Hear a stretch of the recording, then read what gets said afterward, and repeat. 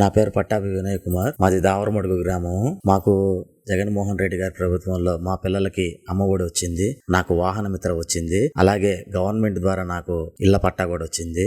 అలాగే మా నియోజకవర్గంలో ఉన్న ప్రసన్న కూడా మాకు చాలా అంటే చాలా లబ్ధి చేకూర్చారు. ఒక పింఛన్ రాని వాళ్ళకి కానీ వాళ్ళ నాన్నగారి ట్రస్ట్ ద్వారా నుంచి కానీ, అమ్మ పర్లేదు మీకు జగన్మోహన్ రెడ్డి గారి ప్రభుత్వంలో మీకు పింఛన్ వచ్చేదాకా మా నాన్నగారి ట్రస్ట్ నుంచి మేము పింఛన్ అందజేస్తామని ప్రతి ఒక్కరికి అందజేశారు. అలాగే వికలాంగులకి ట్రైసైకిల్స్, బ్యాటరీ సైకిల్స్ కూడా ఇచ్చారు. ఏ గవర్నమెంట్ ఇచ్చింది?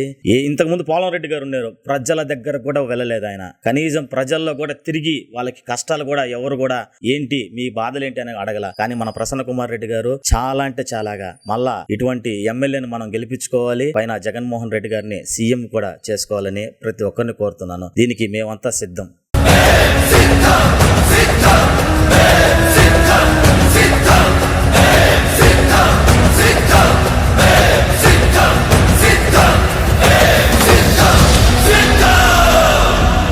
ప్రసన్నను మంచి మెజారిటీతో, గొప్ప మెజారిటీతో గెలిపించవలసిందిగా సవినయంగా మీ అందరినీ కూడా ప్రార్థిస్తా ఉన్నాను.